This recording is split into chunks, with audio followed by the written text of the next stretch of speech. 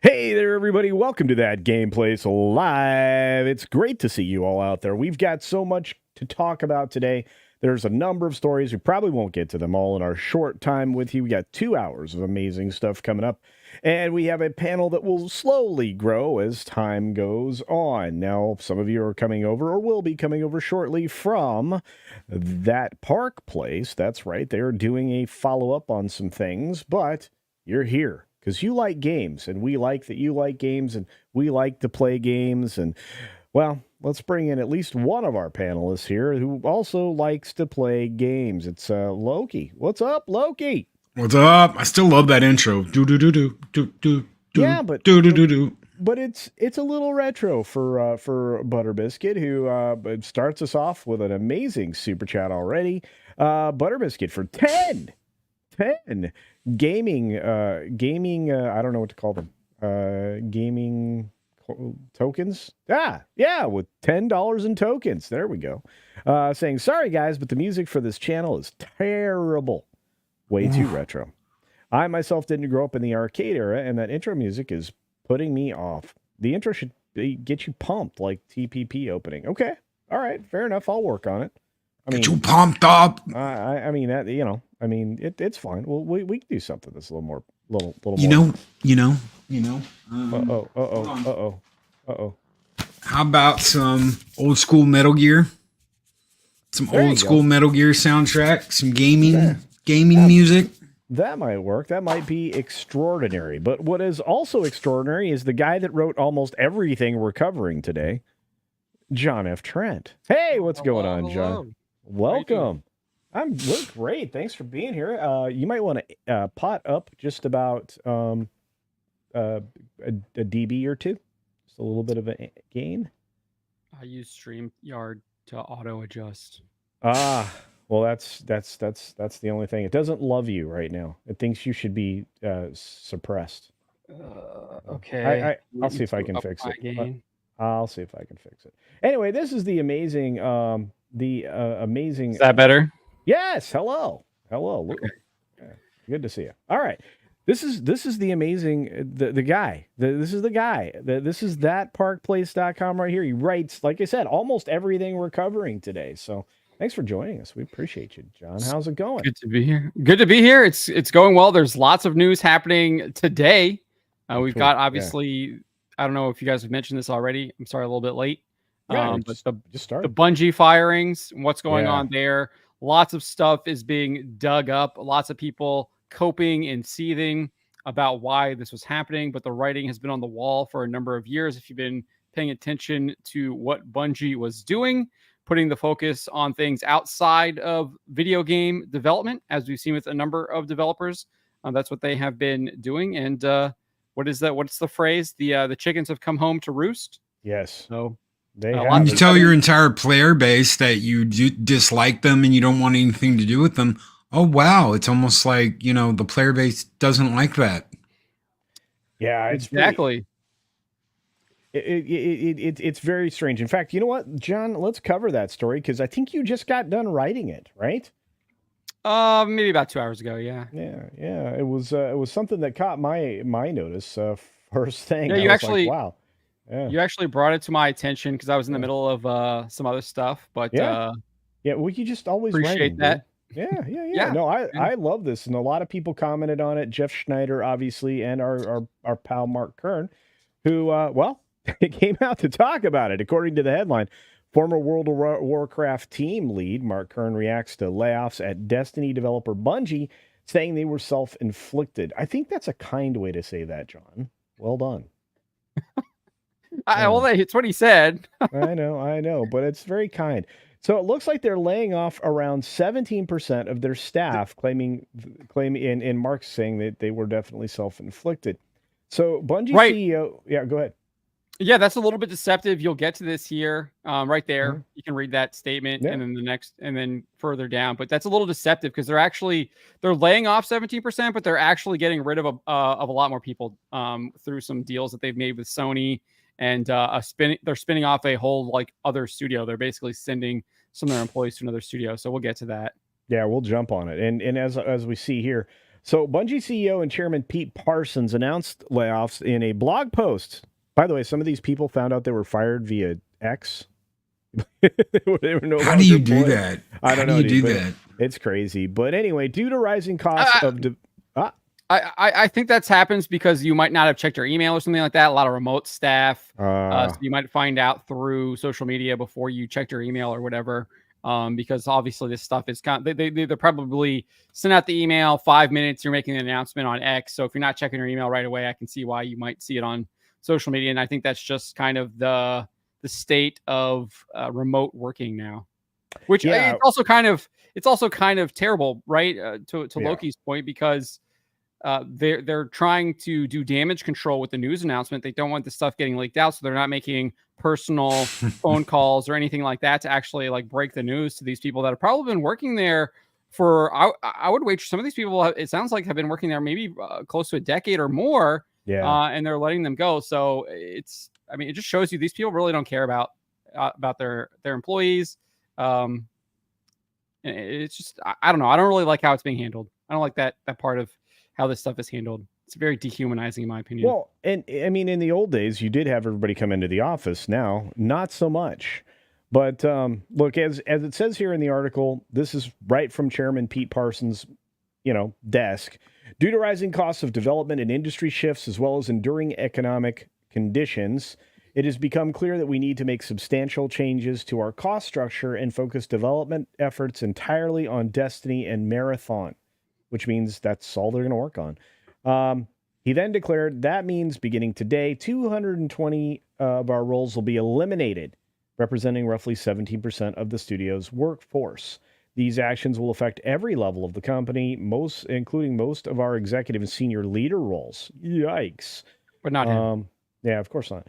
I realize all of this is hard news, especially following the success that we've seen with The Final Shape, which is the latest DLC for Destiny 2, right, John? That's the one that just released in June of this year. Yes. Yeah. Two thumbs down, by the way. Absolute trash. Well, Loki probably knows more about it than me. I'm not a Destiny. I don't play shooters for the most part. So I've been out of the game. I've been out of the game for a little while, but I still have some people that play regularly, and they've all told me it's absolute crap. I played the last expansion, and it wasn't any good, and I felt kind of ripped off, so I just didn't go back. And then they did this, and all I've heard is bad. No, that doesn't sound good. But what does sound good is the fact that some of these people got other jobs. Well, not the 220, but we'll get there in a minute. Anyway, but as we've navigated the broader economic realities over the last year, and after exhausting all other mitigation options, this has become a necessary decision, like John was saying, to refocus our studio and our business with more realistic goals and viable financials. So they did it to themselves, right, John? Yeah, they did. Clearly, he literally goes on and talks about how all of this how this was all their self-inflicted, all of their decisions that they made. Obviously, Grums points out a lot of the woke ideology that they started injecting into their games, as well as what they were doing outside of creating the games. A clear mistake. And the fact that the guy who is helming the company isn't getting laid off a part of this, and he's admitting that he was the one doing it. It's telling, right? Yeah. It always comes down to lack of self-awareness.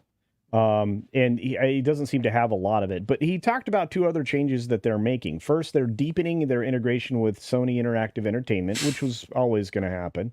They've been trying to stay somewhat detached. It just didn't work. They're not being detached at all now. They're integrating 155 roles over there now. That's about 12% in the next few quarters. And SIE has obviously worked to identify how they could bring in some of the people that were working for Bungie as it is. But second, they're working with PlayStation Studios leadership to spin out one of our incubation projects, an action game set in brand new sci-fi universe, to form a new studio within PlayStation Studios to continue its promising development. And to that, I say this was likely going to happen anyway, because I think Sony's probably looking at Bungie right now and going, "You are done. You have no more to offer. You have this is what you're capable of. This is the game you're capable of. Maybe Marathon. You're capable of these limited things. You don't have the bandwidth to be capable of more." So they erased. I don't know if anybody knows this or not. John said he doesn't play looter shooter games like this. They erased the first half of this game. So if you bought this game when it came out and you bought the first, I think it's like 4 expansion packs, all that's gone. You cannot play that content. They essentially did a reset in Destiny 2 where they took out all those planets, all that story, all the missions you used to be able to go on, and they started over from scratch, but with the same game. They didn't make a new game and say, okay, now we're going to go into Destiny 3. They just killed the first half of the game and all the expansion packs and let you continue on in the game. For someone coming in that's new, you have no idea what's going on. You have no access to that story. You have to read about it in like a grimoire on their game database. So that's all you can do. You can't go back and actually experience those missions, experience the story. What does that do for new people that are coming in going, what is this really about? What's the story? You're just kind of thrown into the middle of it. So you have no idea. So you're constantly trying to figure out, well, why am I doing this? And why am I fighting these people? And this is all stuff they did. This was their choice to do. This was Bungie's mistake. And they made a huge, huge mistake because older players left. Newer players had a hard time coming in, and it just got worse even after they left Activision. Because yes, they used to be a part of Activision Blizzard. They left them, went off to be independent, and they immediately got with Sony. And they are reaping what they have sown, guys. They are reaping what they have sown. Which is not good. I mean, just take a look. It's really, really bad. Let's keep on with this. See if we can get to this. Let's see. For over 5 years, it has been our goal to ship games in 3 enduring global franchises. To realize that ambition, we set up several incubation projects, each seated with senior development leaders from our existing teams. We eventually realized that this model stretched our talent too thin, too quickly. It also forced our studio support structures to scale at a larger level than we could realistically support, given our 2 primary products in development, Destiny and Marathon. Additionally, in 2023, our rapid expansion ran headlong into a broad economic slowdown, a sharp downturn in the games industry, our quality miss with Destiny 2 Lightfall, and the need to give both the final shape and Marathon the time needed to ensure both projects deliver at the quality our players expect and deserve. By the way, at the end of 2023, they laid off another 100 people, if you remember. I think it was around October. So we were overly ambitious. Our financial safety margins were subsequently exceeded, and we began running in the red. How do you do that? They did it to themselves. Bad leadership. Bad leadership. I think I have it linked in this article. I didn't cite it. But there's the Larian guy. I think it's up. If you type it Control F Larian, it should show up. He actually there it is right there. That guy, he's been calling these guys out, saying that these are avoidable F-ups throughout. And I think he's absolutely right. I mean, these people did this to themselves. I mean, they clearly can identify what they did wrong. Well, why are you just now like trying to course correct here? Why weren't you planning for this? Why didn't you maybe foresee this? Why weren't you thinking ahead about this? This is just a complete and utter lack of leadership. And the fact that Parsons isn't the one being axed by Sony or Sony Interactive, I think that's like really telling, because you're keeping the guy that led the company down this path in place. How can you make any changes? How can you expect the company to make any changes when the guy who has been leading them down this has brought them to this brink is still in charge. This is the issue that we have. I think throughout a lot of issue with society is our leaders are terrible. We have absolutely terrible leaders. And this guy no lies told is part of it for his company, the Bungie. Absolutely, and they've lost the trust of the player base. Any goodwill Bungie had with its player base is out the window. They messed this up. No one is going, oh man, I really want to play this new marathon game coming out from Bungie. No one cares anymore. They've lost us. Yeah, I'll be honest. I was like, what is Marathon? I hadn't even heard of it. Like, I obviously know what Destiny is and what Destiny 2 is. I'm not super familiar with them. I just know that they're how you describe them, looter shooters. I just don't like that kind of play style. I don't like that kind of gameplay. So I don't really play those types of games. But I never even heard anything about Marathon, and maybe that's telling on myself. But I think that, I covered this, and I hadn't even heard a lot about this game. So I think that kind of shows you where that game is at in like the hype level, right? It's the Bob Dylan of gaming. No, but regardless, none of this is great, okay? And this is only going to continue to happen as gamers walk away from these things. And I think Space Dave's right. Bungie became a one-trick pony at best. And, absent Halo, who really got excited for Destiny? I played Destiny for about 4 or 5 days and went, this is boring.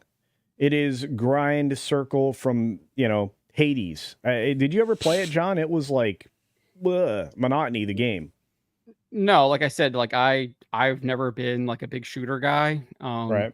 at all. I just don't play shooter type games. I'll play like Mass Effect because I don't really consider that. Obviously, you're using weapons and stuff, but there's all kinds of other things that you can do. I consider that more kind of like a fantasy, sci-fi, space fantasy rather than any kind of like a shooter.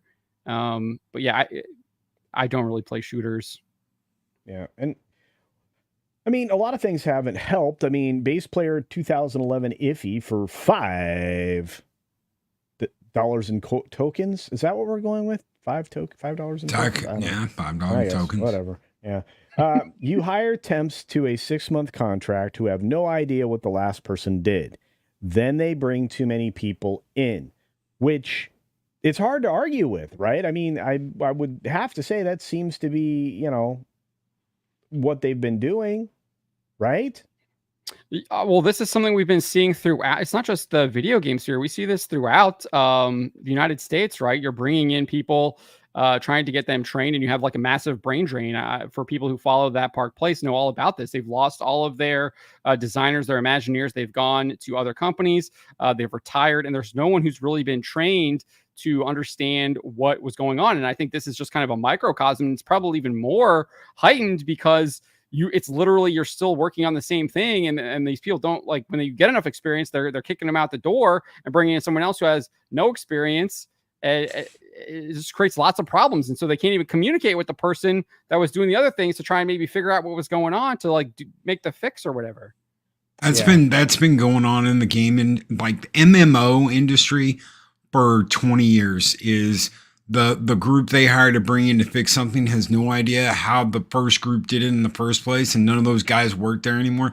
Cryptic did that with Star Trek Online. A lot of the online MMOs, no one works there that worked there when they fixed the problem the last time. So they have no idea how to go about fixing anything. And that's a company fault. When you're firing people and you're laying them off, I keep hearing this is the cycle culture, John. This is the cycle in the gaming industry. They're asking for this to happen though this time. They're almost begging them to, hey, you know what?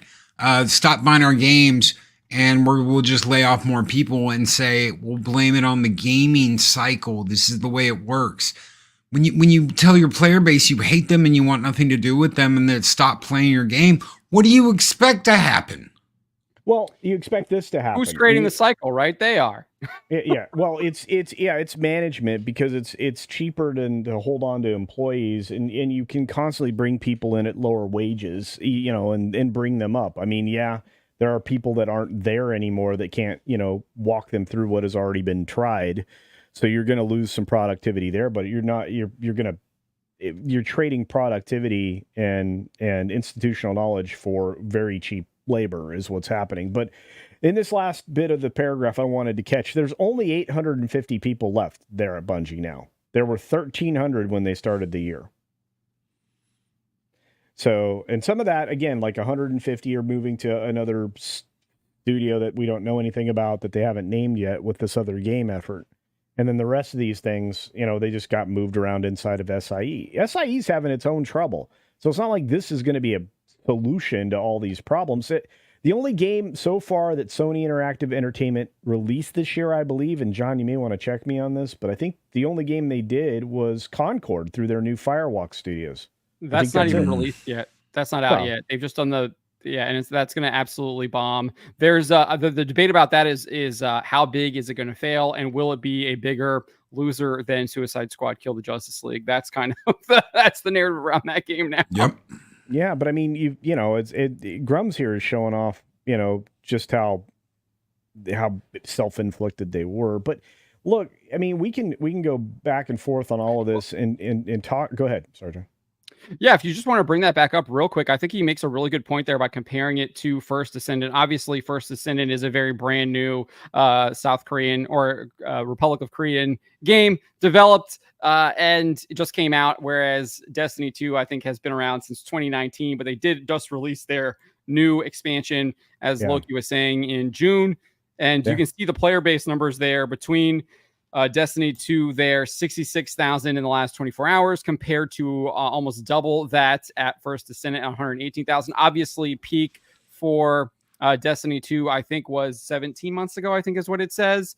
So a little bit over a year ago, 316,000 First Descendant, never getting to that point. But it looks like it might be a more stable game, at least in this point when it comes to the expansion and kind of comparing them on that front. Obviously, we'll have to wait a little bit more to see what First Descendant's longevity is, but maybe doing a little bit of a comparison here between when was it the last fall or something like that? No, Destiny 2, the last something. Man, I just said it a minute ago. I know, we just read it. I'm like totally blanking on it though. But just Control F last, maybe it shows up because he wrote so it. Weird. Yeah, Nightfall was the one before. Final that. Shape. The final shape. Sorry, Final Shape. Well, I don't know what I was thinking, but so the Final Shape, you do have a little bit of a comparison there, and it doesn't seem like it's really kind of brought people back to the game. And Loki there, obviously noting that everything he's heard has been very negative about it. Yeah, I mean, again, I'm curious what the audience has to say, because obviously, everybody's kind of got a position on this. But in order to move forward, we have to introduce another wonderful panelist. It's the great and powerful Space Dave 2000. Hello, gentlemen. How is everybody today? Hey, Space Dave. What's up, brother? Fantastic. Thank you so very much for joining us, and I apologize for my oopsie. But I didn't make as big a oopsie as some. We're going to jump on a story next that I think was a big oopsie, because it put him in even more harm as far as his credibility goes. You guys are like, what are you talking about? Well, I'm talking about something to do with a Assassin's Creed game, and somebody who was telling some fibs, maybe not being truthful when. If you're in a position of authority, especially at a university, you probably should.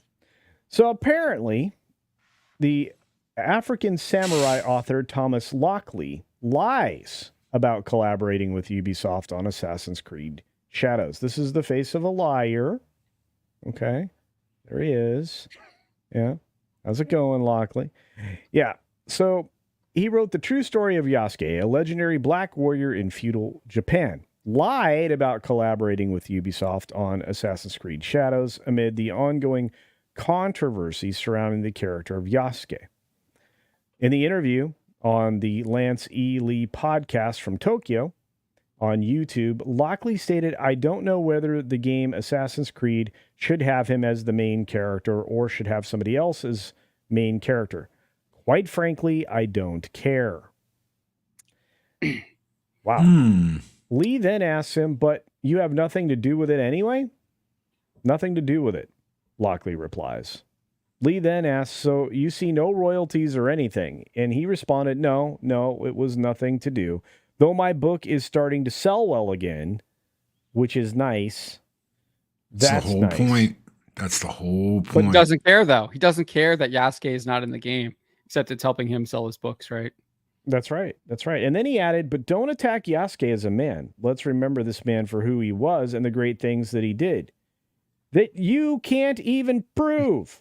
Isn't this the same guy that went on Wiki and like deleted a whole bunch of stuff and rewrote history so that it aligned with his book?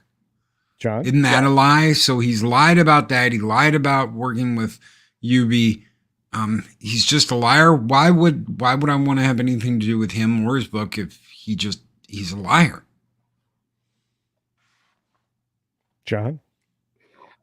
Stone Loki is right. I actually had found a really, really good source for the whole Wikipedia stuff, because that's a lot to kind of digest and figure out and prove what is actually going on. But I found a Japanese source who actually is a language tutor, I think, and he has a blog that he runs as well on his website that has literally it all documented on how he went through and was editing Wikipedia, how he had this name, how that the name that he was using to edit Wikipedia is literally connected to him.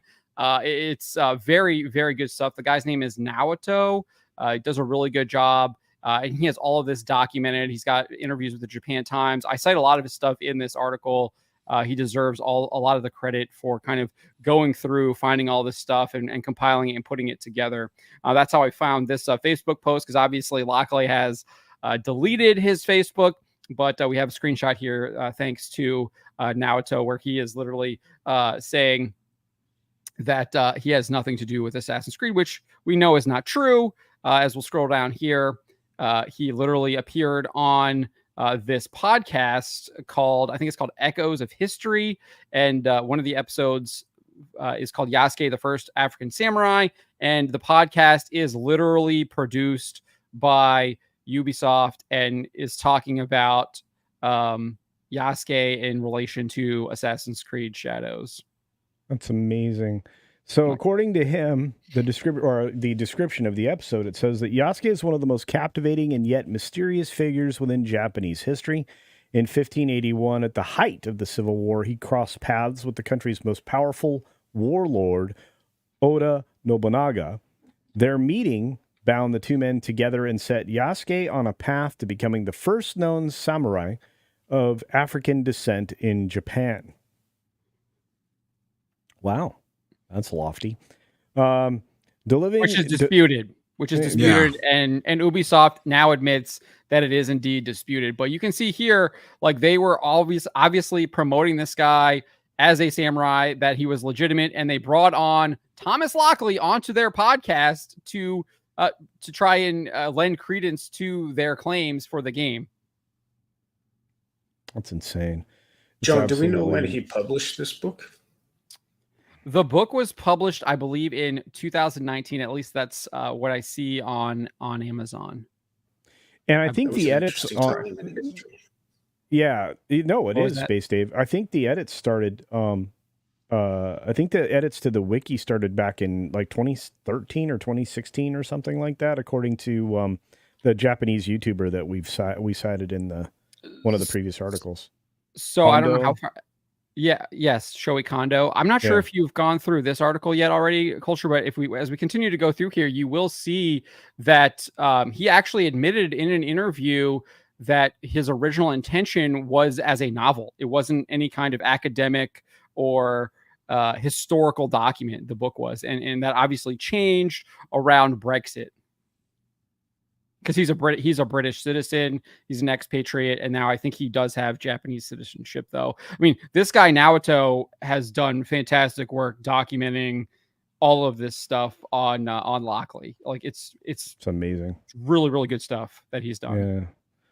So they're delving into the history behind one of the two main characters in the latest Assassin's Creed game, Assassin's Creed Shadows. Matt Lewis and Thomas Lockley examine a few surviving historical sources to reveal what we know about Yasuke. Japan's first African samurai. So that was the completion of that whole description. That's crazy sauce. Echoes of History is a Ubisoft podcast brought to you by History Hit. Here it is right here. This is amazing. What a treasure trove. So he has nothing to do with Assassin's Creed Shadows or Ubisoft at all, according to him, except he literally appeared on their podcast and is promoting his book, promoting Yasuke as a samurai, and that his book is like the historical documentation of it. And so that leaves me, obviously he has indeed collaborated with him. So the question I have is, how much did he collaborate with them? And is there more to it than just this podcast? Were they actually using him for other parts of the game? Is he actually, was he paid as a consultant for the game? I think that we clearly see that he has a connection to them, at least some kind of business relationship here where he's appearing on their official podcasts. But how deep is that relationship? I don't know, but it's pretty clear that they were interacting with each other more than a little bit. And now I think Thomas Lockley, if I'm not mistaken, has been removed from Nihon University in Tokyo. I think that is a rumor. That's I haven't seen confirmation of that. His page is still up on the Nihon University website. I think that was maybe a little bit jumping the gun there. There was a report from a Japanese website that claiming that happened, but you could still see that his bio and everything was still on their website. So I don't think that is the case, but there are clearly Japanese government investigations taking place. We have a report from a political aide noting that he did indeed inquire to a number of Japanese government agencies on Lockley's book and how it is potentially what's the right word here? Misleading, changing, altering Japanese history, culture, and society. That's crazy. I do want to acknowledge a lovely super sticker from Ruby Hoove. Thank you for the $2 super sticker, which is a wonderful little Shiba Inu dog. I also want to say thank you to the amazing Makani Draws, my buddy, my pal, my friend, also sending me an amazing Shiba Inu dog because he knows it's like my favorite super sticker. Thank you for that. And Makani, it's good to see you, brother. Makani Draws. Check out his channel. He's great. Real quickly, though, so this tutor spent a lot of time kind of debunking all of his claims, saying that this is a pattern of behavior, right? Yes. Okay. So apparently there was an exhaustive breakdown of the interview Lockley gave to the Japan Times regarding Yasuke. And Naoto concludes, I used to think he was just a presumptuous, speculative researcher. However, what I understand from his interview in the Japan Times is that he's deliberately lying. He who distorts history for his political beliefs is not qualified to be a historian. Absolutely. That nails it right there. That is perfect wording right there. Yeah, well done. And without his book, the latest Assassin's Creed would have featured a Japanese ninja as the protagonist, even if Yasuke could act as a mediator between Jesuits and Nobunaga. That was not a role significant enough to make him the protagonist. At most, he would have been an NPC. Once again, I strongly feel that his research, he puts in quotes, has changed the content of the game set in Japan and Japanese history. No arguments made there. Right. And again, how much did he actually work with Ubisoft is like my question. And I think Naoto's speculation here is on point. Was Ubisoft the one telling him, don't tell anybody you work with us? Is that them saying that, or is that something he's doing on his own, saying, no, I didn't work for them? It's unclear. We know that Ubisoft has made statements saying to not target or engage with consultants that they have worked with. That's in a number of their statements that they've issued, both from Yves Guillemot and then the one that was posted to the Assassin's Creed account on X. We've seen that a number of times now. And Lockley obviously has been like the most prominent. Obviously, there's the what's her name, the other woman who's at Dartmouth, Sachi. I'm blanking on her name.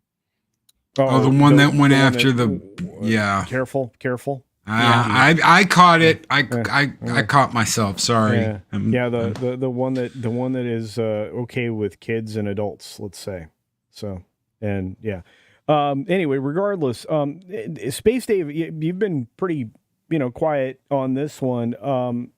Do you see a pattern here of behavior in any of this? I think Ubisoft kind of did this, as a message to everybody, and they're at fault at the end of the day. I mean, they've been heading down this road as many other game developers.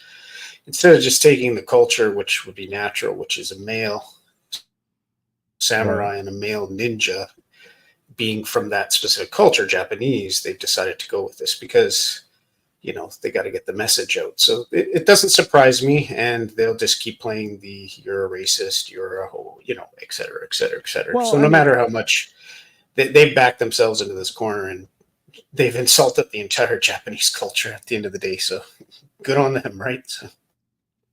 Yeah, it's really strange. And you kind of point at something that I'm going to continue to reflect on with everybody in the audience as often as I can. This is a strategy called Darvo, which is a way to deny, attack, reverse, victim, because you want to claim your victimhood, and then become the offender.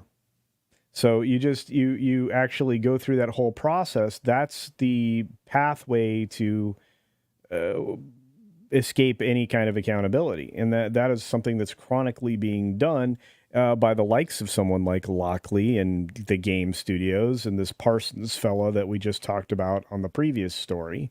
And they just, you create the problem, but then you blame your way out of it and claim victimhood and then run off and burn things down.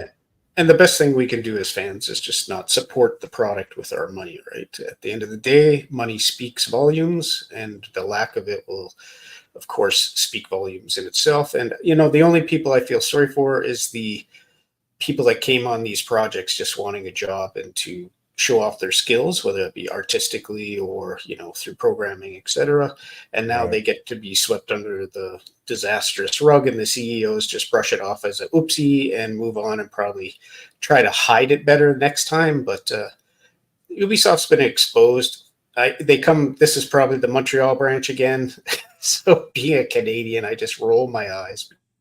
That wouldn't surprise me. And again, it seems it seems like the French have leaned the wrong way, and so have pretty much everybody else. But this is the last little bit I wanted to cover, unless there's something I'm overlooking there, John. But Lockley had also previously claimed that his book had been fact-checked by Sakujin Kirino. However, Kirino, I'm saying that wrong, I know, noted that this was not the case. So he lied about who fact-checked this. This is amazing stuff. And again, this is translated by Naoto, right? Am I saying his name correctly? Naoto? I don't know. Naoto.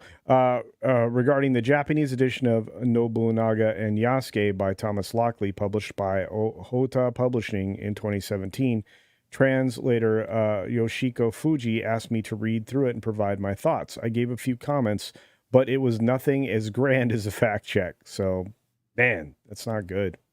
So this is just even more lies that are put together by Naoto. I'm just not surprised. John, do you want to kind of put a bow on this for us? Because it doesn't seem to get better.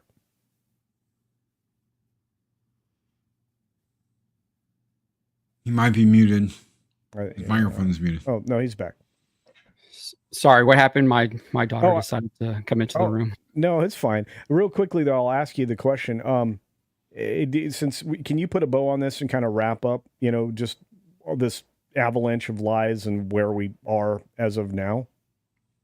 Yeah, I mean, so this guy clearly has lied multiple times. We've seen Ubisoft kind of run cover for him multiple times. I don't think that this backlash is going to subside anytime soon. The game comes out in November, probably going to increase as we get closer to that. The Japanese don't seem to be letting up. They seem to be even more incensed after the apology that wasn't really an apology. We're like, oh, we're sorry that you're upset. It's the same thing as we saw with the Olympics, right?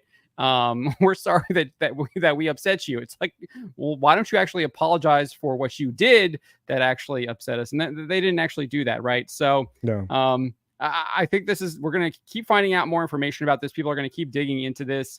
I think we're going to learn more about this. I think Spencer was talking about this last week, that there are some crazy rumors that they're not even going to be following the what we actually know about Yasuke and how he comes to Japan. And it's going to be kind of embracing more of this kind of DEI idea that company has clearly embraced. It's on their website. You can see it. It's part of their corporate culture, and they're going to be pushing that in this game. Again, though, Japan has such a rich history, and to pick this particular part of history, which is debatable to begin with, right? So we'll just pretend it's true regardless, whatever, brush that aside.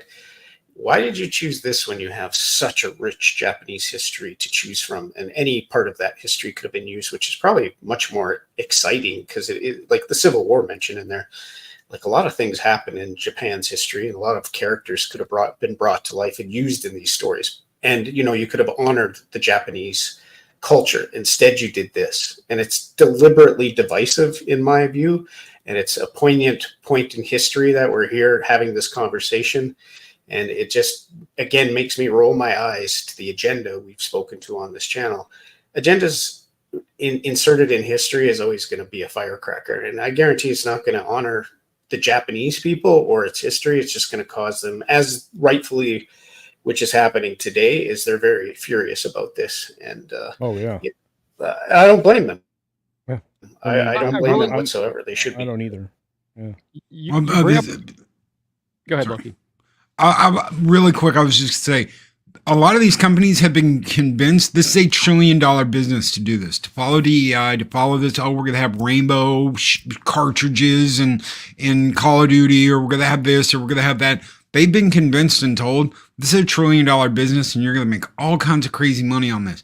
They have been lied to, and they have followed this down the primrose path. And if they can't realize that is not the way it is, to quit insulting their customers, to quit calling them names, to quit insulting their intelligence, then that's on them. If Ubisoft goes bankrupt because of this in Star Wars, I have absolutely no sympathy for them at all. And I go way back with Ubisoft, Super Nintendo, old school games. I used to really like that company. I used to really like their games. I love the first 2 Assassin's Creed games, but I can't support this crap. So. Yeah. I think Black Flag was a masterpiece, in my opinion, Space Dave. I think it was the last good one, to be fair. Yeah, you can enjoy that game just on the ship with the shanties. Like, that's how immersive that is. You just can be cruising around. Roll the man down. It captured and it highlighted, I mean, even though it's probably not historical 100%, it was, and you kind of realize that it was still within the culture, within the boundaries of where they were going, and it didn't try to push an agenda. It was just good, old school sailing on the seas, and it was great. It was great to be a pirate. It was great to do, and the storyline mixed into that made sense. And the fact that they could not monetize that particular thing, and it took them, 15 years to come out with the second follow-up, which disastrously failed, which was Skull and Bones, I believe. If I remember, I think that just came out this year, right? They just and it just tanked. And I mean, Ubisoft does not know what it's doing. So, no, you're right, and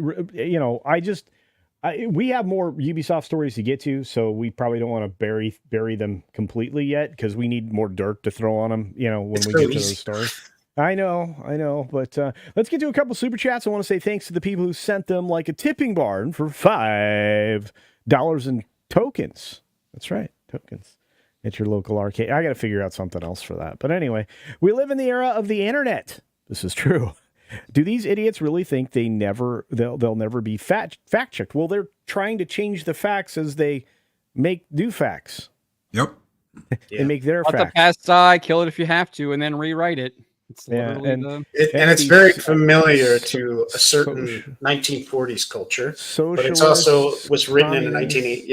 It's a 1984 book. So yeah, very true, very true. Thank you for that, a tipping barn. We appreciate that support. We need it. We're a growing channel. Warachi for $5 worth of tokens. Thank you for that. Says, do you guys like 4X games? And if so, which are your favorites? I like Stellaris, Dominions 4, Civ 6, and Endless Space 2. I'll go first. I'm a big Civilization fan. I think that's one of my comfort games. Like if I just need to melt my brain on something because I'm too often in my head doing work and things, I'll play some version of Civilization from 3 on up. Whatever will still run. I'm not a big fan of the console versions of the games because they're garbage, but I think Civ's probably my favorite. What you guys got one? Sins of a Solar Empire. Oh, okay. What is it? Look at that one. Sins of a Solar Empire. It's a space 4X game. It's fun. It's tactical and all real-time strategy stuff. Oh, okay. I really like 4X games. I haven't played them in a little bit though, because obviously they are there's a lot of time that requires playing the 4X game. But I played a lot of Civ 5, played a lot of Civ 4. I did play Stellaris as well. I liked a lot of those. I really like. It's not really. I guess I don't know. Would you consider the like Medieval 2, Total War games? Or what do you guys consider those? Because those are kind of like hybrid. Yeah, it has like kind of the 4X elements, but then also obviously the RTS stuff that goes into it. So I really like Medieval 2 Total War. That was like I played that game so much. I absolutely adored that game. It's actually still popular, which is weird. I mean, I've been looking at old game charts are full of games people are playing still, which blows my mind. But yeah, that's a pretty old title, John. You're an old guy. I didn't realize. He's young at heart though. For me, it was Civ 6, like you called. Yeah, I don't know what it is but about that game. Kind of put it down because I think it kind of 5 wasn't as good, but 6 it kind of improved on the faults of 5. But it's been out there for so long that I am tired of it at this point, and I'm like, hey guys, like where's Civ 7? I've been hearing about it for like 3 or 4 years now, and nothing substantial. Jonas, get out of the chat, guy. Come on. The correct answer is Civ 4. I'm kind of with. I like Civ 4. Civ 5 is the one that introduced religion, right? Yeah. So. Gods and Faith, or what was it? I can't remember what the expansion was that added it, but that was great. Yeah, I love that part of it. And you Star Wars Empires at War, Forces of Corruption was a really, really fun Star Wars 4X game. Never heard of that one. One of the this isn't really a 4X game, but there's this game I played. Oh my gosh, when I was middle school. It was called it was the Zeus Master Olympus. So it was a city builder, but it had a little bit of the RTS stuff involved, where you could build up your like little military units and stuff like that. Obviously, you couldn't really control them or anything like that, but I loved that. I thought that was probably like the peak city builder game for me. Old school CD-ROM games. Wow. Yeah. You could go back to Age of Empires, technically, right? Yeah, exactly. I mean, one that just popped in my head was Lords of the Realm 2. That was one of my favorite hybrid games to go back to. Anyway, that's bonker sauce, but thank you for that. Just so the chat knows, Jonas's favorite game is what, everybody? What does he play all the time? Mass Effect Legendary. Yeah, he loves that. No, but what's the game he always touts that he plays? Come on. I don't know. What is it? Which one? We know. You like Fortnite. Everybody knows Fortnite, exactly. So his opinions on games. As soon as, I'm kidding, Jonas. Bert nerd. I don't know. Anyway, the correct answer. See, Jonas, you should be in here telling us your ridiculous ideas. All right, let's get back to it. We got some more stories to get to. I'm just joshing with Jonas. I think Civ 4 is perfectly fine game. I haven't heard that in forever, joshing with somebody. I said that the other day, and someone looked at me. What do you mean joshing? Joshing somebody. You know? Call you a boomer. I am a boomer. It's fine. Well, not quite. I'm sorry to interrupt, but was Civ 4 with the ribbon? You could get waste or toxic waste and stuff like that? Was that when they first introduced that element? I think you're right. I think it was pollution. Civ 4 where you had pollution. You also had like if you nuked a civilization, and then it was radioactive. Right? Yeah, it was a little annoying though. I think they fixed it a bit after that, but that's yeah.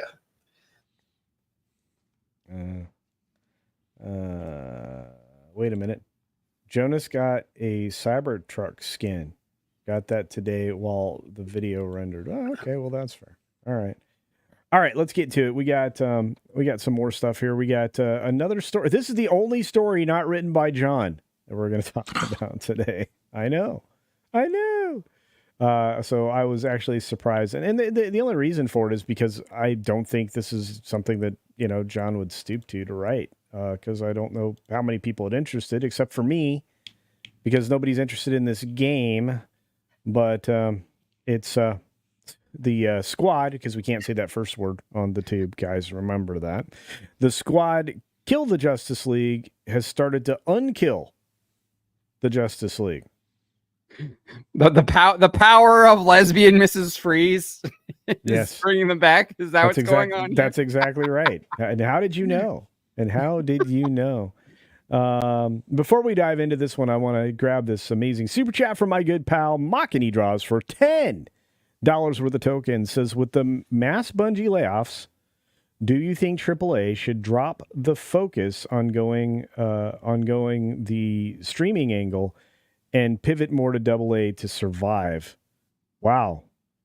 Yes, I think they should get away from games as a service. I don't know if anybody else is going to agree with that. I do. I do. I don't. I disagree. I do. I agree with that. Get rid of Xbox Live, the Game Pass. You can keep the live service. Just get rid of Game Pass. I don't know. I think the Game Pass is the only thing that's keeping some of these games alive, to be fair. But Game Pass is advantageous to any sort of game you're not sure about, right? So if you're a small developer, it's very advantageous to them. So there's a lot less risk then, and you could catch the attention and then therefore make money off your microtransactions and actually succeed. You're actually, that's a good perspective. But the second part of this one is equally as compelling, because these consolidations and large budgets aren't sustainable. I think that's the biggest problem, is they're spending way too much money. It's Hollywood, the films all over again. That's right. And that I agree with. I think they waste too much time and too much talent on games that took 16 people 20 years ago, now take 200 people. You're just pushing your budgets with staff out of the stratosphere. And there's too many chefs in the kitchen usually when you're doing that to begin with. And I've heard, what is the number one thing you hear is the trouble in the studio is too many managers that don't know what they're doing, right? Yeah, they're not doing anything. Yeah. And half the executive producers in the gaming industry are from Hollywood. They do that so they can get access to, we want to have this guy in our game, or we want to have this. So they hire these executive producers to come over from Hollywood that are entertainment industry instead of in the gaming industry, and they're running things. What do you expect is going to happen? Yeah. And then you get terrible movies like Borderlands coming out that are 10 years past their prime. Right? So, I mean, come on. This is also something that Grumps pointed out in the Bungie layoffs article that I wrote that we really didn't get to. He pointed to this, that Elon Musk came into X, basically fired everyone, has a much smaller staff, and it's operating just as well or even better than what it did beforehand. So it's possible to make great games with a smaller staff, and it's a lot with smaller budgets as well. I think that's definitely something that is good to point out. And I think Unreal 5 has opened the doors to keep the quality with those production studios. And if you get a smaller staff, I mean, realistically, it's going to be a bit bigger than the old days, but really scale down on that staff, scale down on the decision makers, and make sure that the people that have the story written don't keep changing their minds every 5 minutes during the production, right? Which tends to happen. So yeah, and just in my opinion. No, I think you're right. And to that end, I grabbed the story that John's talking about. We started the show with today. I want to get to this. So Destiny was losing money. Bungie was running at a loss prior to the layoffs. The layoffs are going to be around 500 people. I'm hearing 350 to 500, but see below. They managed to transfer 155 to Sony and 75 to a new Sony studio. So this is kind of what Alexander had put together earlier in the day. So Sony's Bungie is shrinking from 1,300 to 850, 220 laid off, 155 moving to Sony, 75 to a new studio, and all of that. And I think that may have been sourced originally from, what's the name of that guy? Jeff Schneider, the N. Schneider guy? Potentially. I don't know. Yeah. I didn't see his coverage. Yeah. But anyway, so obviously he also reacted to the manga lawyer that highlighted Parsons' official account, saying the DEI rot starts from at the top for Bungie. Look at that. Yeah. You wanna dive into this one, John? I mean, he's got their little Pride logo there that they been promoting for a half a decade or more. So I think it's pretty clear where he stands, and that's, I mean, look at there: be kind, F racism, and social injustice, right? Like, that's this guy's priorities, right? What does that have to do with Bungie or the company that you're running, or what does that have to do with anything? Exactly. And it's sad because, I mean, back when they're making Halo. Yeah. Not to talk about masculinity, but they felt like they identified like with us as men, right? And the story writing and stuff for Halo was very on point. You know, a Master Chief, he's a machismo man's man, right? And the Marines and all of that stuff. And then they've become this now, which kind of, you know, you could see in playing those games that they came out with. I'm having a seniors moment with the name of the two games that they came out. Destiny, thank you. Destiny. My brain game, which is why I didn't really like them either. You guys were talking about it earlier. Destiny was taking a turn for the weird. Like, it was just this. They had the Halo dynamic at first, but then it just completely changed after that, and they tanked the franchise because of this kind of thinking, right? This kind of goal setting. But as John said, that Grumps pointed out here, it was exactly what you're saying, that look at what Elon did. You don't need all these people. You don't need these activists. You don't need all that stuff. I mean, I agree. But I do say it does start at management level down, because if it's confused at the top, it's going to be confused all. And if you worked in any sort of industry that's business or financial or like this, you're going to realize that middle management tends to get in the way of anything successful, right? And when you start drowning out the people that had the vision for the product, and most of them leave after a while, you're going to get stuff like this, and you're going to get people like this, and it's just going to be a confused mess. That's true, and we've been seeing it a lot lately. But I thought that was an interesting way to get that conversation started again. Thank you for that, Makini. If you want to go back to his super chat there, and his main point on what video game companies need to do, they need to get back to making good video games. So I don't think this. I know, like, a lot of people, like, and you guys seem to be in this, is that a lot of the criticism is games as a service, but there are good games that people are spending lots of money on that are games of a service. Just look at what Chinese developer MiHoYo is doing. They are cranking out hit after hit after hit, bringing in tens of millions of dollars every single month with games like Genshin Impact, with games like Honkai Star Rail, Zenless Zone Zero, and they're already developing a fourth game now as well. They still have Honkai Impact third. I mean, so the games of service can work. You just have to make quality games and give players what they want. Like, I think that you could make a quality games of service game. Like, was it the Marvel's Avengers? I actually thought that idea, when they initially were talking about it, was a really interesting idea. You create a game that is going to basically allow you to play through the comic book stories of Marvel Comics. Like, who wouldn't want to do that? And it adds like free content. You get skins, you do all this stuff. There's gacha with the characters and things like that. Like, that would have been something really cool. And I think people would have been willing to pay a lot of money for that if they actually delivered a quality game, instead of making it all about Kamala Khan and putting all their agenda into it. Yeah. And preaching at you. So I don't think the games as a service as a business model is necessarily wrong. I think a lot of it has to do with how it is delivered. If they are trying to be predatory with it, then yeah, that's absolutely terrible. But I don't think how MiHoYo does it is very predatory. I mean, you pay $10 for a season pass, and then you can spend money on the gacha rolls to get their premium content or their premium currency or whatever. But what's the difference between paying $15 for SWTOR or World of Warcraft back in the day, when you're paying that monthly, right? So I don't really see a big difference between games as a service and what I was doing with MMO. Yeah, well, we can go into that another time, but I understand your perspective. I do want to say thanks again to Makini for sparking that incredibly long discussion, and I think it was well worth it. We appreciate it. We got a £5 sterling from Just Herb, or Just Herb. Sterling tokens. That's right, sterling tokens. Very good. Yeah, proper money. I read something somewhere. Forgive me, I can't remember the source. Don't make it the F up, LOL. But what about his Half-Life movie? That's a good question. Where is the Half-Life movie? They've been fishing with that thing just to keep the Half-Life franchise, on people's minds for decades now. I think I heard of that rumor 10 years ago, and it's like vaporware. It's never going to happen as far as I'm concerned, because Valve doesn't care about that franchise. They make millions and billions of dollars off everything else. It was the thing that got them to where they are. And I guarantee Half-Life is not going to see the light of day anytime soon. Because I would think it's a hard story to translate onto screen, because it has such a volume and depth to it. And it's a hard story to tell because he doesn't have any dialogue, right? So how would you dialogue your main character when he says nothing in the entire 2.5 games that you played? So, but I've been hearing about that for a while. I don't think it'll ever make the light of day, but maybe I'm wrong. If somebody could correct me, I'll take the wrong.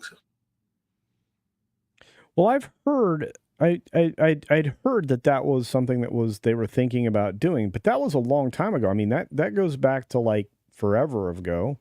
And then I think the most recent thing I saw was some YouTuber talking about the live action film like a year or two ago. So, yeah, I do know that unofficially, Half-Life 3 was canceled.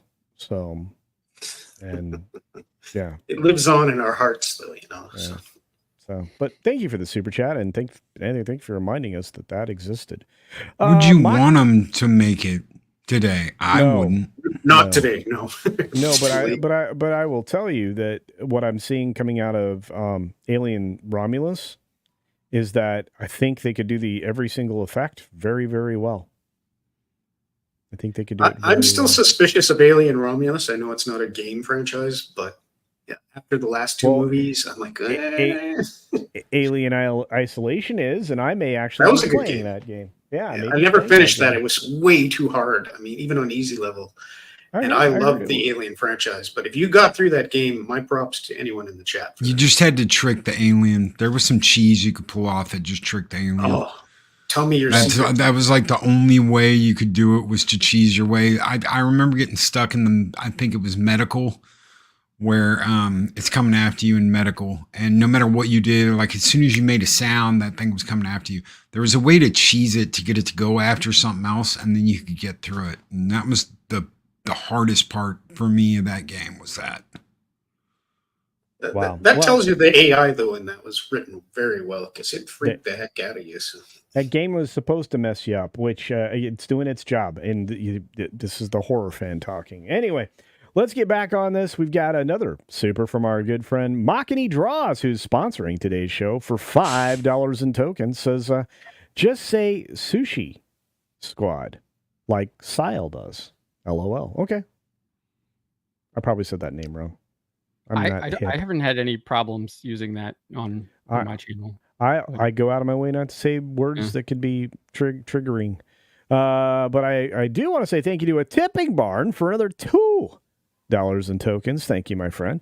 Remember the days of Feelies in game boxes? Feelies. I'm drawing a blank. What do they mean? I don't know. Freebies? Did you mean to say freebies? Freebies. I mean, I do. I mean, I got some really neat stuff. But I'm putting words in your mouth. I'm just. Did you mean to say freebies? I don't know what feelies. I don't know. Somebody check the chat. See if you can decipher what that is. I was thinking getting feels from like the box cover art. That's true. Yeah. Oh, okay. Yeah, I see what you're saying. Oh, definitely. Yeah. No. Yeah. Oh, I still come across some boxes and that give me big feels. Right? Hit me. World of Warcraft was definitely one of those. Yeah. PC game boxes always went out. Look at that. Yeah, the Final Fantasy one there. Yeah. Mm-hmm. Amazing. Absolutely amazing art. Yeah, it's amazing. All right, we got a couple more I want to get to. Lots of great comments in the chat. You guys are incredible. Don't judge a book by its cover, though. Can't judge. That's true. That's true. Our good friend Pinochet's Helicopter Tours for $5 in tokens says anyone who listened to the old WC radio back in the day, Octail and Hordak versus the World predicted the game industry taking this path over 15 years ago. Really? Yeah, Warcraft Radio. I vaguely recall that. Yeah. Wow. I'm not surprised because that's where, follow the money, and that's kind of where it led, right? So that's amazing. And I guess that's why it irritates us older gamers, is because we miss the first person experiences and the story driven things. Whereas it's hard to really honestly do story driven things in, I think, the current world, because it's all kind of grindy, right? So, and that's kind of where grinding started, was World of Warcraft, I believe. And there's probably some older games, but that's where it really became. Oh, EverQuest, dude, come on. Like EverQuest, yeah, but that died off, right? So Warcraft lasted so long, but that's where I remember people started saying they would introduce, and correct me if I'm wrong, even though you were paying that monthly fee, they started introducing, the little things here and there you could buy. And they would get these people to grind gold in the background on different accounts. So, yeah, the gold farmers, and then and then it eventually evolved into a Warcraft wallet there, where they would sell you a token. Exactly. And you could sell gold.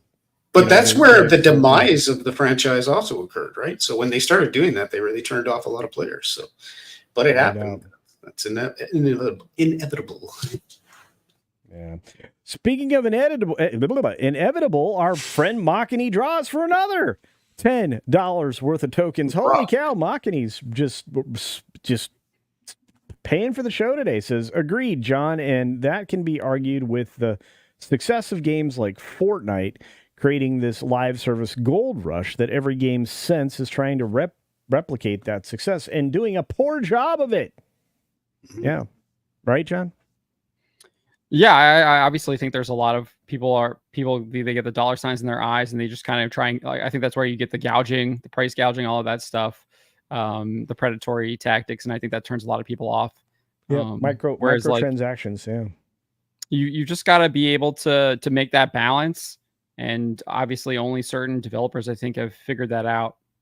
And I think that they don't understand that you can only have so many.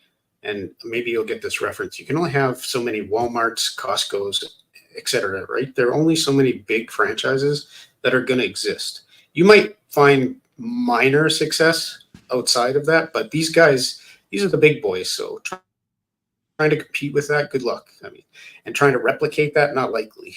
It's not going to happen. It's just the way of the world, so to speak. But as you said, everybody wants that dollar, right? Or goes after. And it doesn't matter.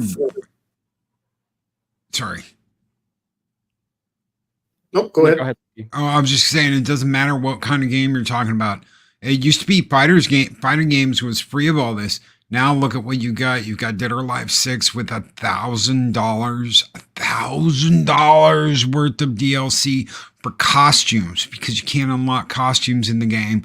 So you got to buy all the costumes. $1,000 for costumes. You got a game like Mortal Kombat that NRS just came out with that's already bombing, where you've got to buy all your stuff over there. Oh, you buy extra fatalities, buy the easy fatality coins, buy the extra costume colors, buy the extra this, to the point where it's just so overloaded and overblown that you're just like, ugh, I don't even want to play. I don't want to buy your game. Why am I going to spend $100 on your game if I've got to spend another $200 buying stuff in your in-game store because you don't give me everything with my $100 purchase? I spent $100 on your game. Give me everything. I gave you $100 or more to unlock your ultimate pack. Give me what I want. No, you got to spend another $200, $300 to get the costumes and the fatalities and this and that. Oh, we're going to come out with another expansion pack that costs just as much as the game. No, thank you.